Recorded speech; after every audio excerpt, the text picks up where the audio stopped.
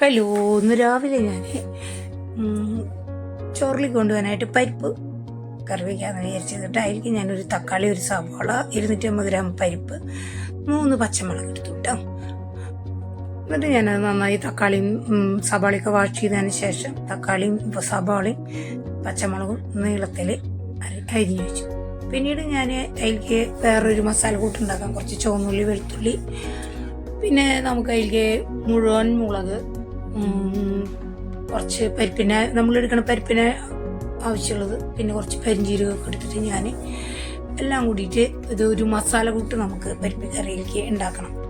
അങ്ങനെ ഞാൻ ആ 4 ഐറ്റം എടുത്തിട്ട് മിക്സിയിലോട്ട് തിരിച്ച് ഇങ്ങനെ നമുക്കൊരു കുത്തിപ്പൊടി പോലുള്ള സംഭവം കിട്ടും കണ്ടോ.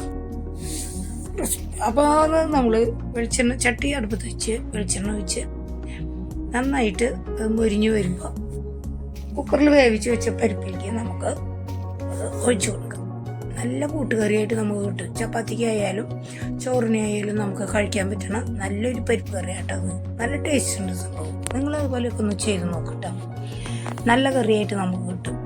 നമുക്ക് കുത്തിപ്പൊടി മുളകിനെ പരിപ്പ് കുത്തിപ്പൊടിച്ച് കാച്ചാൽ എല്ലാവർക്കും ഇഷ്ടം തന്നെയാണ്. അതിനാൾ ഇത്തിരി കൂടി ഒരു ടേസ്റ്റ് വ്യത്യാസമുണ്ട് ഈ സംഭവം. അപ്പോൾ എല്ലാവരും അത് ചെയ്യാം. പിന്നീട് ഞാൻ കുറച്ച് കോഴി വറുത്തതൊക്കെ ഇരിക്കുന്നുണ്ടായിരുന്നു. അപ്പോൾ അത് ഒന്ന് ചൂടാക്കിയ ചോറിലേക്ക് കൊണ്ടുപോകാമല്ലോ. പരിപ്പ് കറി ചിക്കൻ്റെ ഒരു കഷ്ണം കൊണ്ടുപോയി ധാരാളമായി. അപ്പോൾ ഞാൻ അതിലേക്ക് ഒരു സവാള അരിഞ്ഞിട്ട് നന്നായിട്ട് വാട്ടിയെടുത്ത് അതിലേക്ക് കുറച്ചുകൂടി മുളക് പൊടി, മഞ്ഞൾപ്പൊടിയൊക്കെ ഇട്ടിട്ട് നന്നായിട്ട് ചിക്കൻ സെറ്റാക്കി പരിപ്പ് കറി ചിക്കൻ കറിയും കൂട്ടിയിട്ട് ഞാൻ കൊണ്ടുപോയി ചോറിന്.